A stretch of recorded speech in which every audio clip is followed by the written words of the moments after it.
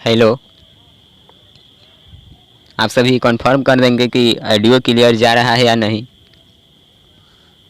चलिए चलिए क्लियर है। Okay okay.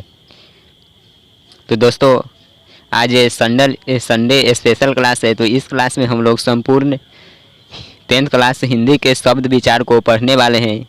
तो आप लोग फटाफट इस वीडियो के लिंक को अपने फ्रेंड्स के पास शेयर कर देंगे और इस क्लास को अंत तक ज़रूर देखिएगा। तो चलिए आप लोग जल्द से जल्द इस क्लास के लिंक को शेयर कर दीजिए।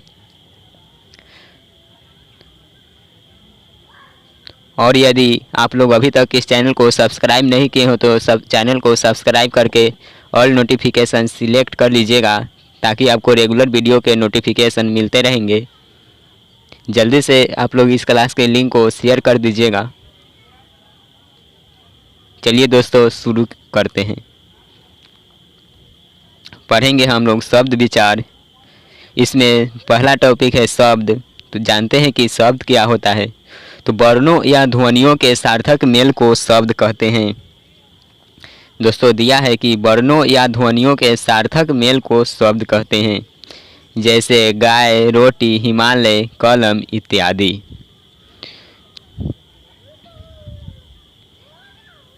अब हम लोग शब्दों के भेद के बात करेंगे।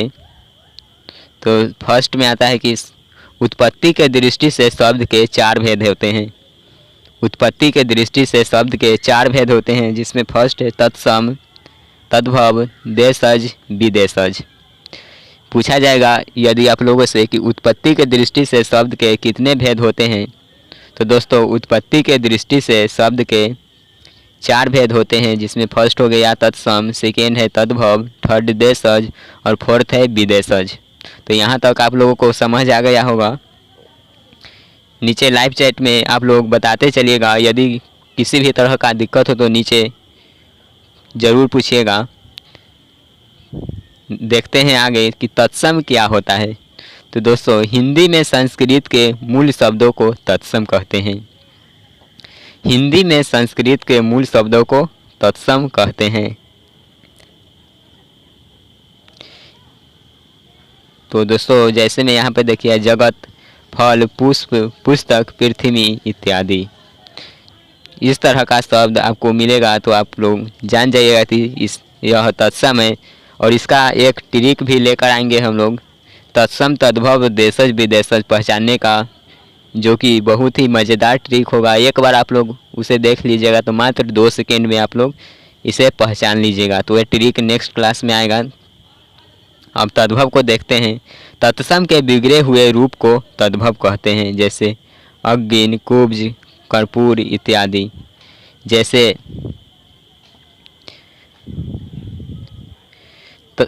दिया है कि तत्सम के बिगड़े हुए रूप को तद्भव कहते हैं। जैसे कि अग्नि होता है तो इसका यदि आप तत्सम की बात कीजिएगा यह आग होगा। तो इसी तरह से यहाँ पे दिया गया है। नेक्स्ट देशज की बात करेंगे। तो दोस्तों देश की बोलचाल में पाए जाने वाले शब्द को देशज कहते हैं। देखिए यहाँ पे दिया है देश की बोलचाल में पाए जाने वाले शब्द को देशज कहते हैं। जैसे सिंपली देखिए डिबिया, लोटा, पगड़ी, फुनगी इत्यादि, ये सभी जो कि देशज शब्द है। अब विदेशज की बात करेंगे तो जिन शब्दों का जन्म विदेश में हुआ है, यानी कि जिन शब्द का जन्म विदेश से हुआ है उस शब्द को हम लोग विदेशज कहेंगे। जैसे में देखेंगे इसका, देखिए यहाँ पे जैसे में अंग्रेजी में भी दिया है, उसके बाद फारसी में और अरबी में भी दिया है। तो अंग्रेजी में देखिए ये सभी जितना भी यहाँ ये सब देशज शब्द है। तो देखिए अंग्रेजी में हो गया जैसे हॉस्पिटल, डॉक्टर, बुक, टेबल, तो ये सभी हो जाए जो कि विदेशज शब्द हो गए। उसके बाद आराम, अफसोस, किनारा, गिरफ्तार, ये सब भी विदेशज है।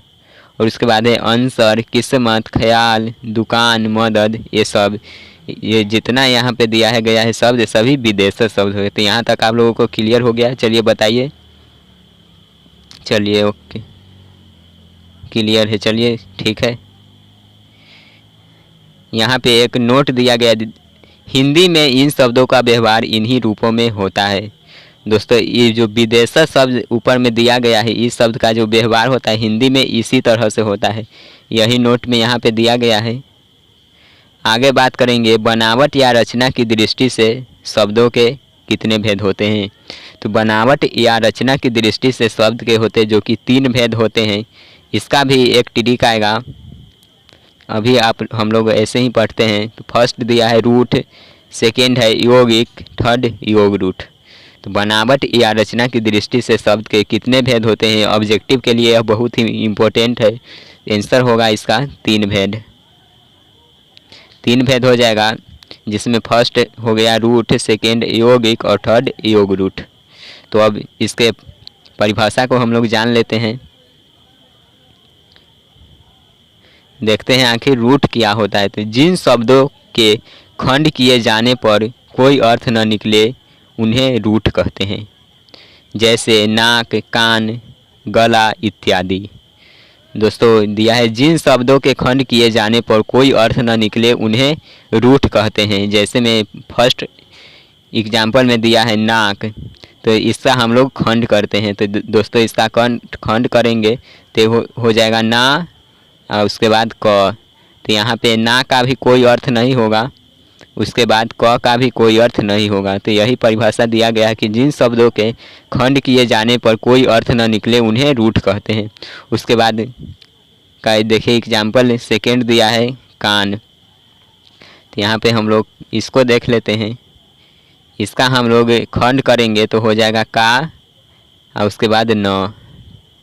तो यहाँ पे का भी कोई अर्थ नहीं होगा और नहीं न का कोई अर्थ होगा। तो इसी तरह से फिर अगला एग्जाम्पल देखते हैं, दिया है गला। तो इसका हम लोग खंड करेंगे तो हो जाएगा ग, उसके बाद ला। तो यहाँ पर भी आप लोग देखिए न ग का कोई अर्थ आएगा न ही ला का कोई अर्थ आएगा। इसी तरह से दिया कि जिन शब्दों के खंड किए जाने पर कोई अर्थ न निकले उन्हें रूट कहते हैं। तो आई होप कि ये आपको समझ आ गया होगा। चलिए बताइए, समझ आ गया यहाँ तक? चलिए दोस्तों, अच्छी बात है, चलिए ठीक है। अब हम लोग यौगिक को देखते हैं। यौगिक ऐसे शब्द जो दूसरे शब्दों के मेल से बने होते हैं और जिनके सभी खंड सार्थक होते हैं यौगिक कहलाते हैं। देखिए दोस्तों, ऐसे शब्द जो दूसरे शब्दों के मेल से बने होते हैं और जिनके सभी खंड सार्थक होते हैं उसे यौगिक कहते हैं। जैसे में घुड़सवार, तो घुड़सवार, विद्यासागर, हिमालय, विद्यालय इत्यादि। ऐसे शब्द जो दूसरे शब्दों के मेल से बने होते हैं और जिनके सभी खंड सार्थक होते हैं। तो इसका हम लोग अभी खंड करते हैं। तो घुड़सवार का हो जाएगा घोड़ा, उसके बाद पर सवार। तो इनका जो कि सब यहाँ पे खंड देखिए तो घोड़ा भी है और यहाँ पे सवार भी है, जो कि एक सार्थक शब्द है। तो इसीलिए इसका परिभाषा दिया गया है कि जैसे शब्द जिसके जो दूसरे शब्द के मेल से बने होते हैं और जिनके सभी खंड होते हैं जो कि सार्थक होते हैं। इसी तरह से विद्यासागर को भी देखेंगे तो विद्या का सागर, विद्यासागर हो जाएगा। तो यहाँ पर भी जो है जो कि सार्थक ही शब्द है, तो इसी को दिया गया है। नेक्स्ट हम लोग योग रूट को देखते हैं। योग रूट ऐसे शब्द जो साधारण अर्थ को छोड़कर विशेष अर्थ को ग्रहण करता है उसे योग रूट कहते हैं। देखिए दोस्तों, दिया गया है कि ऐसे शब्द जो साधारण अर्थ को छोड़कर और किसी विशेष अर्थ को ग्रहण करेगा। जैसे में पंकज, यह हो गया जो कि एक शब्द, इसका मतलब हो गया कमल। अब फिर यहाँ पे देखिए लंबोदर, तो लंबोदर जिसका लंबा हो उदर, तो ये हो गया गणेश जी हो गया। उसके बाद चक्रपाणी, तो विष्णु जी हो गए। इसी तरह से दिया है। समझ आ गया यहाँ तक? बताइए आप लोग नीचे, समझ आया कि नहीं? किसी भी तरह का दिक्कत हो तो ज़रूर अभी नीचे लाइव चैट में पूछिए। चलिए समझ आ गया, अच्छी बात है। चलिए अब हम लोग रूपांतर की दृष्टि से शब्द के भेद की बात करते हैं। दोस्तों, रूपांतर की दृष्टि से जो शब्द के होते हैं 2 भेद होते हैं। फर्स्ट हो गया विकारी शब्द और सेकेंड अविकारी शब्द। रूपांतर की दृष्टि से शब्द के कितने भेद? बताइए आप लोग, रूपांतर की दृष्टि से शब्द के कितने भेद होंगे? चलिए दो दो दो। चलिए ठीक है, अब हम लोग विकारी और अविकारी शब्द का परिभाषा को देखते हैं। विकारी शब्द, विकारी शब्द के परिभाषा को देखेंगे। वे शब्द जिनके रूप, लिंग, वचन, कारक और पुरुष के अनुसार बदलते हैं उसे विकारी शब्द कहते हैं।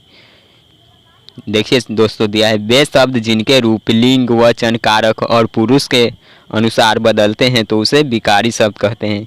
और विकारी शब्द के होते हैं जो कि 4 भेद होते हैं विकारी शब्द के, जिसमें संज्ञा, सर्वनाम, विशेषण और क्रिया, ये चारों हो गया जो कि विकारी शब्द के ही भेद है। तो हम लोगों को संज्ञा भी पढ़ना है, सर्वनाम, विशेषण, क्रिया, ये सभी टॉपिक है जो कि हम लोगों को 10th क्लास के लिए पढ़ना है। और आगे की ओर देखेंगे अविकारी शब्द। तो अविकारी शब्द कहता है वे शब्द जिनके रूप नहीं बदलते उसे अविकारी शब्द कहते हैं। देखिए दोस्तों, वे शब्द जिनके रूप नहीं बदलते उन्हें अविकारी शब्द कहते हैं। नोट में दिया है अविकारी को अवयव भी कहते हैं, अविकारी को अव्यय भी कहते हैं। इस प्रकार के शब्द क्रिया विशेषण, संबंधवाचक, समुच्चयवाचक और विषमयादि बोधक होते हैं। अब दोनों को मिला को हम लोग बात करेंगे, विकारी शब्द और अविकारी शब्द। यहाँ पे अविकारी शब्द को देखिए, जिसमें भेद की बात किया जाए तो क्रिया विशेषण, संबंधवाचक, उसके बाद समुच्चयवाचक और विषमयादि बोधक। तो विकारी शब्द और अविकारी शब्द दोनों को आप मिलाएंगे तो 8 भेद होगा। तो इसी को देखते हैं आगे। विकारी और अविकारी शब्दों के 8 भेद होते हैं। दोस्तों, विकारी शब्द और अविकारी शब्द को मिलाने पे 8 भेद होता है, जिसमें कि पहले ही आपको बता दिया गया है कि 4 ये विकारी शब्द है और क्रिया विशेषण, संबंधवाचक और समुच्चयवाचक, विषमयादि बोधक। तो ये है जो कि अविकारी शब्द है। तो विकारी और अविकारी को मिला के दोनों को कितना हो गया भेद, बताइए नीचे। 8 भेद, 8 भेद। चलिए ठीक है, विकारी और अविकारी शब्दों के 8 भेद हो गए, जिसमें संज्ञा, सर्वनाम, विशेषण, क्रिया, क्रिया विशेषण, संबंधवाचक, समुच्चयवाचक, विषमयादि बोधक। तो दोस्तों इतना हो गया जो कि विकारी और अविकारी शब्दों को मिलाने पर इसका भेद हो गया। तो आई होप कि ये क्लास आपको अच्छी तरह से समझ आ गया होगा। नीचे आप लोग बताइए कि आपको यह क्लास कैसा लगा, और कमेंट बॉक्स में आप लोग कमेंट करके बताइएगा कि यह क्लास आपको कैसा लगा। आपके कमेंट का इंतज़ार रहेगा। और यदि इसे आप लोग अपने फ्रेंड्स के पास शेयर नहीं किए होंगे तो इस चैनल को अपने सभी 10th वाले स्टूडेंट्स के पास शेयर कर देंगे, ताकि वे सब भी मुफ्त में अपने स्टडी को अच्छी तरह से कर सकें। और हमारा एक टेलीग्राम चैनल भी है, जो कि आपको प्ले स्टोर से टेलीग्राम ऐप को इंस्टॉल करना है। अपने फ़ोन को प्ले स्टोर में जाएंगे और यदि आईफोन यूज करते हैं तो उसका आईफोन स्टोर में iOS में जाने पर उसमें सर्च कीजिएगा टेलीग्राम।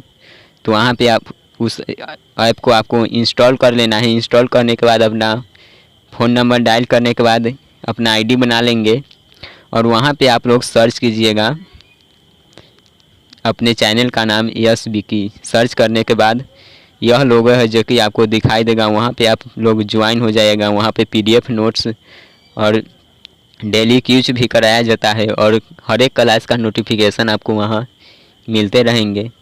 और वहाँ पे जो भी नोट्स मिलता है वो सभी मुफ्त में दिया जाता है।